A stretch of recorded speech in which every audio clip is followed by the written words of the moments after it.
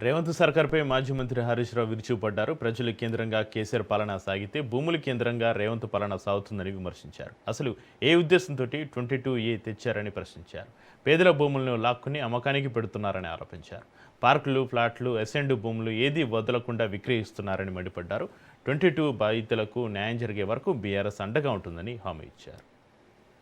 ఈ పొంగులేటి వెనకడోసారి దీపావళి అప్పుడు మాట్లాడిండు. ఈ దీపావళికి ప్రతిపక్షాల మీద బాంబులు వేస్తాము అన్నాడు. ఏం బాంబులు వల్లే అన్ని తుస్సు బాంబులు అయినాయి. కానీ ఇప్పుడు బాంబు వేసిండు, 22A బాంబు వేసిండు. ప్రజల మీద వేసిండు, ప్రతిపక్షాల మీద వేయలే గాని ప్రజల మీద మాత్రం 22A బాంబులు వేసిండు. నేను ఇది ప్రశ్నిస్తే నన్ను వ్యక్తిగతంగా విమర్శించే ప్రయత్నం చేస్తున్నారు. వ్యక్తిగతంగా రేవంత్ రెడ్డి టార్గెట్ చేసే ప్రయత్నం చేస్తున్నాడు. దానికి భయపడతామా? అప్పుడప్పుడు వీళ్ళిద్దరు చెప్పుకుంటారు, పొంగులేటును రేవంత్ రెడ్డి. మాకేం తెలియదు, రియల్ ఎస్టేటే తెలుసు. మీరు రియల్ ఎస్టేట్ బిజినెస్ తెలుసు కనుకనే ఇవాళ 22Aలో పెట్టి ప్రజల ఆస్తులు కబ్జా పెట్టే ప్రయత్నం చేస్తున్నారు.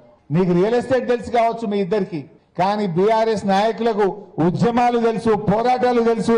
మీ మెడలు వంచి ప్రజల పక్షాన నిలబడడం కూడా మాకు తెలుసు. రేవంత్ రెడ్డి తమ్ముడి కంపెనీకి 100 కోట్ల విలువైన భూమిని ఇవాళ అడ్డికి పావుషేరుకు కట్టబెట్టినారు. ప్రజల భూములేమో ప్రభుత్వ ఆస్తులుగా, ప్రజల భూములనేమో 22Aలో నిషేధిత జాబితాలో పెడుతున్నారు.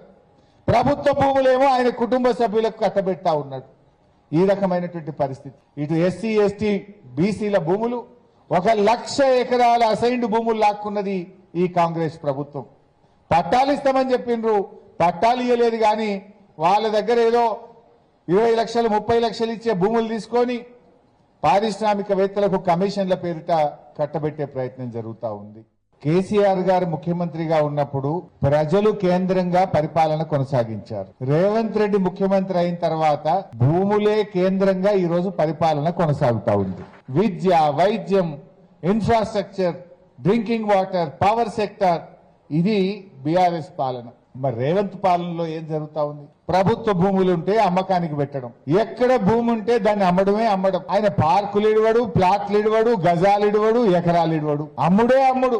ఈ 2.5 సంవత్సరాల్లో 30,000 కోట్ల రూపాయల విలువైన భూములు అమ్మేసినట్టు రేవంత్ రెడ్డి. బీఆర్ఎస్ హయాంలో హౌసింగ్ బోర్డులో ఒక్క గజమని అమ్మినమా కేపీహెచ్బీలా? కానీ ఈ రోజు అమ్మడం తప్ప ఇంకేం మిగలలేదు. రేవంత్ రెడ్డి గారు ఏమంటున్నారు? కబ్జాదారులే ధర్నాలు చేస్తుండట, కబ్జాదారులే ఈ 22Aని వ్యతిరేకిస్తున్నారు అంటున్నారు. ఇలా ఈ ప్రజలు కాదు కబ్జాదారులు, ప్రభుత్వమే కబ్జాదారుడిగా మారింది. ప్రజల ఆస్తిని రాత్రికి రాత్రి నిషేధిత జాబితాలో పెట్టి ఈ ప్రభుత్వం కబ్జాదారుడిగా మారింది తప్ప ఈ ప్రజలు కాదు కబ్జాదారులు. నువ్వే కబ్జాదారుడిగా మారి ప్రభుత్వ భూములు అమ్మవర్తివి, అసైన్డ్ భూములు లాక్కోవర్తివి, ప్రజల పట్టా భూములను నిషేధిత జాబితాలో పెట్టి ఇవాళ ప్రజల్ని కూడా ఆగం చేస్తా ఉన్నావు. అసలు ఎవరైనా హైదరాబాద్ లో గుండె మీద చేసుకుని హాయిగా నిద్రపోయే పరిస్థితి ఉన్నదండి? ఎప్పుడు హైడ్రా వస్తుందో, ఎప్పుడు 22Aలో పెడతారో, ఎప్పుడు ఏమైతుందో అనేటువంటి ఒక ఆందోళనలో ఈ హైదరాబాద్ ప్రజలు బతుకుతా ఉన్నారు. రేవంత్ రెడ్డి వచ్చినాక హైదరాబాద్ బ్రాండ్ ఇమేజ్ ఇవాళ మంట కలిసిపోయింది. అటు 22A, ఇటు హైడ్రా, ఎంత తుగ్లక్